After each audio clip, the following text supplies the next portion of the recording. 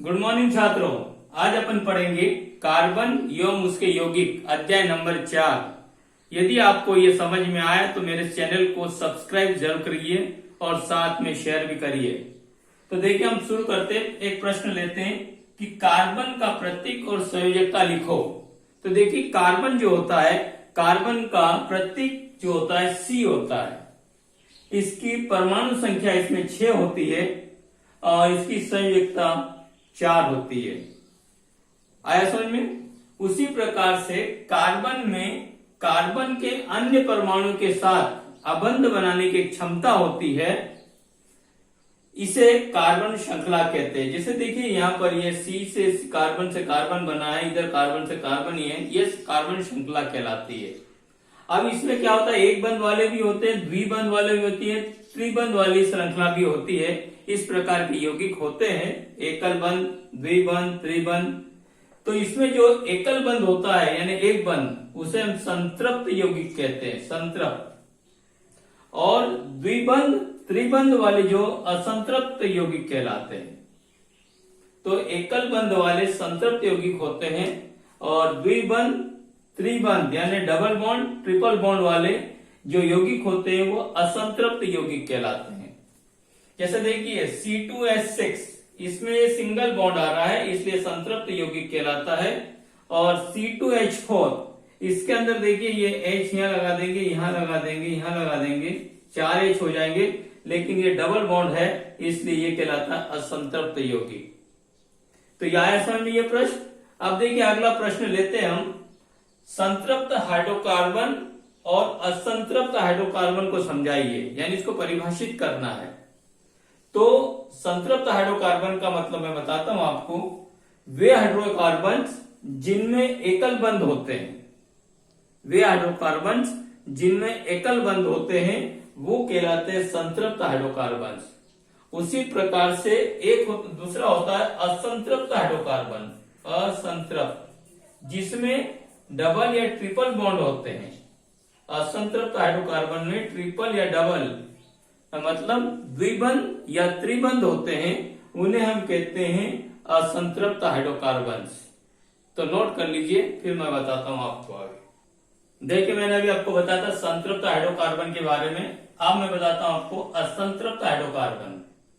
वे hydrocarbon जिसमें द्विबंध या त्रिबंध होते हैं उन्हें असंतृप्त हाइड्रोकार्बन कहते हैं। जैसे C2H6 देखिए डबल बॉन्ड है और C3H6 में भी ये डबल बॉन्ड है, तो ये कहलाते हैं असंतृप्त हाइड्रोकार्बन। तो पहले मैंने आपको संतृप्त हाइड्रोकार्बन के बारे में बताया था, उसमें यह है कि जिसमें एकल बंध होता है और जिसमें 2 या 3 बंध होते हैं वे असंतृप्त हाइड्रोकार्बन कहलाते हैं। तो जिसमें एकल बंध होगा वो संतृप्त हाइड्रोकार्बन, जिसमें डबल या ट्रिपल बॉन्ड होंगे वो असंतृप्त हाइड्रोकार्बन कहलाते हैं। तो नोट कर लीजिए। देखिए अगला प्रश्न लेते हैं कि कार्बन एवं हाइड्रोजन के संतृप्त यौगिकों के सूत्र एवं संरचनाएं लिखो। तो नाम में देखिए सबसे पहले तो मीथेन लेंगे, इसका सूत्र है CH4 और संरचना में इस प्रकार से C और 4 बॉन्ड आ जाएंगे। उसी प्रकार से दूसरा है इथेन C2H6, इसकी संरचना इस प्रकार से आ जाएगी। प्रोपेन C3H8 की संरचना इस प्रकार से आ जाएगी। ब्यूटेन की संरचना C4H10 का सूत्र होता है इसका और संरचना इस प्रकार से आती है। तो ये कार्बनिक यौगिक है। कार्बनिक यौगिक तो बहुत होते हैं लेकिन उनमें से मैंने आपको 4 बताए, तो नोट कर लीजिए। तो देखिए अगला प्रश्न लेते हैं अपन। एल्केन, एल्किन, एल्काइन को परिभाषित कीजिए, यह प्रश्न है। तो सबसे पहले एल्केन के बारे में बताता हूं मैं आपको कि वे हाइड्रोकार्बन्स जिनमें एकल बंध होते हैं उन्हें एल्केन कहते हैं। देखिए एल्केन, इसका सामान्य सूत्र होता है CnH2n+2, जिसमें n का मान 1 2 3 4 रखेंगे। इन्हें संतृप्त हाइड्रोकार्बन भी कहते हैं, क्योंकि देखिए मैंने आपको बताया था जब परिभाषा बताई थी संतृप्त हाइड्रोकार्बन्स की, कि वे हाइड्रोकार्बन्स जिनमें एकल बंध होता है, सिंगल बॉन्ड, उन्हें संतृप्त हाइड्रोकार्बन कहते हैं। तो उसी तरह से एल्केन भी है कि वे हाइड्रोकार्बन जिनमें एकल बंध होता है उन्हें हम एल्केन कहते हैं। इसका सामान्य सूत्र यह होता है CnH2n+2 और इसका अनुलग्न N होता है, मतलब पीछे की साइड लगने वाला प्रत्यय जो लगता है, जैसे प्रोपेन, प्रोप का प्रोपेन हो जाता है, N लग जाता है प्रोपेन। उसी प्रकार से एल्केन। तो अब देखिए एल्केन की परिभाषा बताता हूं मैं आपको। तो वे हाइड्रोकार्बन्स जिनमें एकल या दो अधिक बंध होते हैं, एक या एक से अधिक दो बंध डबल बॉन्ड होते हैं, उन्हें हम एल्केन कहते हैं। तो ऐसा लिख सकते हैं कि वे असंतृप्त हाइड्रोकार्बन जिनमें एक या एक से अधिक डबल बॉन्ड होते हैं, द्विबंध होते हैं, उन्हें हम एल्केन कहते हैं। इसका सामान्य सूत्र है CnH2n होता है। आया समझ में? CnH2n। और इसका अनुलग्न इन होता है, एल्किन का इन लगता है, जैसे प्रोपिन, प्रोप का प्रोपिन हो जाएगा, यहां पर प्रोपेन हुआ तो यहां प्रोपिन हो जाता है। तो समझ में आए एल्किन की परिभाषा कि वे असंतृप्त हाइड्रोकार्बन जिनमें एक या एक से अधिक डबल बॉन्ड होते हैं, उन्हें एल्किन कहते हैं। ठीक है। अब देखिए एल्काइन। तो एल्काइन में वे असंतृप्त हाइड्रोकार्बन जिनमें एक या एक से अधिक त्रिबंध होते हैं, एक या एक से अधिक त्रिबंध होते हैं, उन्हें एल्काइन कहते हैं। इसका जो सामान्य सूत्र होता है CnH2n-2 होता है, CnH2n-2, और इसका अनुलग्न होता है इन, इसलिए इसको प्रोपाइन कहते हैं, प्रोप का प्रोपाइन हो जाता है।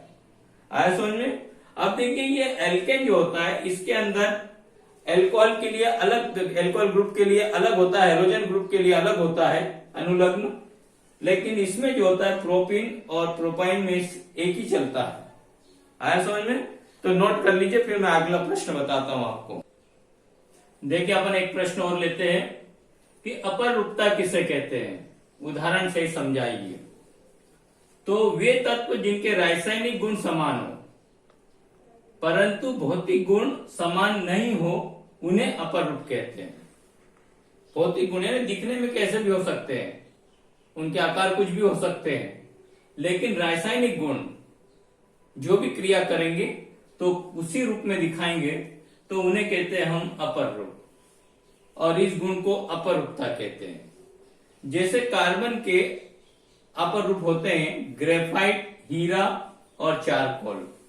देखिए ये तीनों जो है कार्बन के अपर रूप है, इनके रासायनिक गुण कार्बन से मिलते हैं, भले ही उनके भौतिक गुण ना मिलते हो। जैसे हीरे की संरचना त्रिआमी होती है और ग्रेफाइट की संरचना षष्ठकोणीय होती है। आया समझ में? देखिए हीरा जो होता है अत्यधिक कठोर होता है, और जो ग्रेफाइट होता है ये विद्युत का सुचालक होता है। आया समझ में? तो ये कहलाता है अपर रूप। तो नोट कर लीजिए इसको। देखिए अगला प्रश्न लेते हैं अपन, साबुन एवं अपमार्जक में अंतर बताओ। तो देखिए साबुन का और अपमार्जक में अंतर लिखेंगे तो इस तरह से कॉलम बनाएंगे। सबसे पहला अंतर है साबुन का कि ये कठोर जल के साथ आसानी से झाग नहीं देते हैं, और अपमार्जक जो है कठोर जल के साथ आसानी से झाग देते हैं। आपने देखा होगा जब नहाते समय, आप जब नहाते हैं तो इसमें झाग कम आता है, और जब कपड़े धोते समय अपन जब डिटर्जेंट को घोलते हैं पानी में तो देखना तेजी से झाग उत्पन्न होता है। तो इसमें झाग आसानी से नहीं देता है साबुन, और अपमार्जक आसानी से झाग देता है। दूसरा पॉइंट है इसका साबुन का कि इसके अणु लंबी कार्बन श्रृंखला, देखिए कार्बन श्रृंखला लिख सकते हैं यहां पर, कार्बन श्रृंखला वाले कार्बोक्सिलिक अम्लों के सोडियम और पोटेशियम के लवण होते हैं।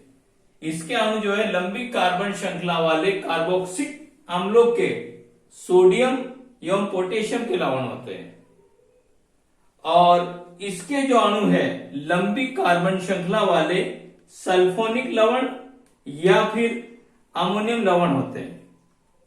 इसके जो अणु होते हैं लंबी कार्बन श्रृंखला वाले सल्फोनिक लवण होते हैं या फिर अमोनियम लवण होते हैं। उसी प्रकार से तीसरा पॉइंट है इसका कि यह कठोर जल में उपस्थित मैग्नीशियम कैल्शियम लवणों से अभिक्रिया करते हैं और अघुलनशील पदार्थ बनाते हैं। अघुलनशील पदार्थ, जैसे आपने देखा होगा नहाते समय नहाने के बाद भी कुछ चिपचिपा सा पदार्थ बचे आपके बॉडी पर जमा होता है शरीर पर, वो यही है कि अघुलनशील पदार्थ होते वो कुछ जमे रह जाते हैं। तो ये कठोर जल में उपस्थित मैग्नीशियम एवं कैल्शियम लवणों से अभिक्रिया करके अघुलनशील पदार्थ बनाते हैं। उसी प्रकार से जो अपमार्जक होते हैं ये अघुलनशील पदार्थ नहीं बनाते हैं। अब देखिए अगला पॉइंट है कि साबुन जो है नहाने के काम में आता है और अपमार्जक जो होता है कपड़े धोने के काम आता है। उसी प्रकार से अगला पॉइंट है कि ये मिशेल बनाते हैं। अब मिशेल के बारे में मैं बताऊंगा अगले क्वेश्चन में कि मिशेल होता क्या है और ये मिशेल नहीं बनाते। तो इस प्रकार से साबुन और अपमार्जक में यह अंतर है जो नोट कर लीजिए। फिर अगला क्वेश्चन लेते हैं अपन। देखिए क्वेश्चन और लेते हैं, मिशेल क्या है? तो मिशेल का उत्तर है कि साबुन के अणुओं के दोनों सिरों के गुणधर्म भिन्न भिन्न होते हैं, यानी एक सिरे का गुणधर्म अलग होता है, दूसरे सिरे का गुणधर्म अलग होता है। तो इसलिए जल में विलय सिरे को जलरागि कहते। जब एक जो साबुन का सिरा है, जो सिरा जल में विलय होता है उसको हम जलरागि कहते हैं और हाइड्रोकार्बन में विलय सिरे को जल विरागी कहते हैं। जब साबुन जल के ऊपर होता है, मतलब ऊपरी सतह पे होता है, तो इसका आयनिक सिरा जल के अंदर एवं हाइड्रोकार्बन सिरा जल के बाहर होता है। मतलब हाइड्रोकार्बन सिरा ऊपर की तरफ और जो आयनिक सिरा होता है, जो जिसे जलरागि सिरा कहते हैं, वो जल के अंदर होता है। और जल के अंदर इन अणुओं की विशेष व्यवस्था होती है जिससे इनका हाइड्रोकार्बन सिरा जल के अंदर बना होता है, जल के बाहर बना होता है। ऐसा भी अणुओं का एक बड़ा गुच्छा बनने के कारण होता है। यानी देखें यदि अपन कि जिस एक काम कर इसको काट दें। देखिए अगला प्रश्न लेते हैं, मिशेल क्या है? तो उत्तर लिखेंगे कि साबुन के अणुओं के दोनों सिरों के गुणधर्म भिन्न भिन्न होते हैं। देखिए कोई भी साबुन होता है जिसके अणु होते हैं, हर साबुन के अणु के दो सिरे अलग अलग गुणधर्म वाले होते हैं।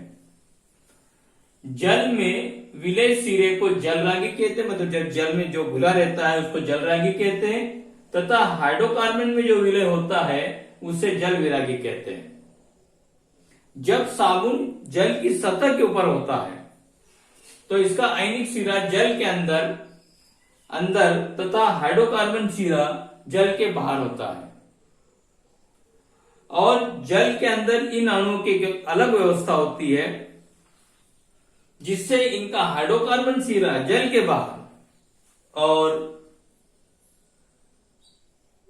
हाइड्रोकार्बन सिरा जल के बाहर बना होता है। ऐसा भी अणुओं का एक बड़ा गुच्छा बनने के कारण होता है, जिसमें हाइड्रोकार्बन सिरा गुच्छे के आंतरिक हिस्से में होता है जबकि आयनिक सिरा बाहरी सतह पर होता है। इस प्रकार की संरचना को हम मिशेल कहते हैं। जैसे देखिए यहां पर ये जो अणुओं का सिरा है इसको जल रागी के सिरा कहेंगे और इसको हम जल विरागी सिरा कहते हैं। आया समझ में? तो ये कहलाता है मिशेल। मिशेल एक साबुन के अणुओं के गुणधर्म के बारे में और उनकी व्यवस्था के बारे में जानकारी देता है। तो नोट कर लीजिए इसको। देखिए अब अगला प्रश्न लेते हैं, इस संकलन अभिक्रिया किसे कहते हैं? तो वह अभिक्रिया जिसमें पैलेडियम तथा निकेल उत्प्रेरकों की उपस्थिति में असंतृप्त हाइड्रोकार्बन हाइड्रोजन जोड़कर संतृप्त हाइड्रोकार्बन देते हैं, उसे संकलन अभिक्रिया कहते हैं और इसे ही हाइड्रोजनीकरण भी कहते हैं।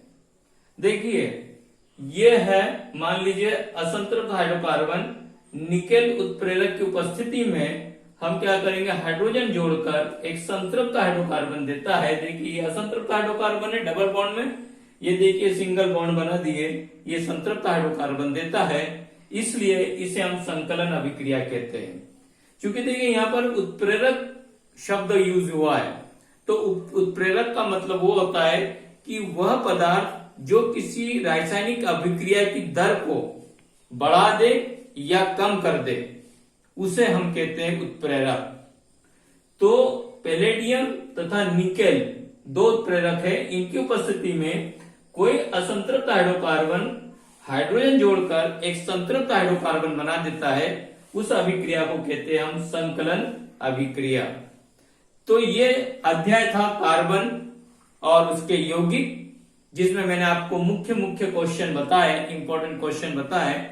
अगर आपको ये चैनल पसंद आया तो इसे सब्सक्राइब जरूर कीजिए, साथ में शेयर भी करिए इसको, तो नोट कर लीजिए इसको।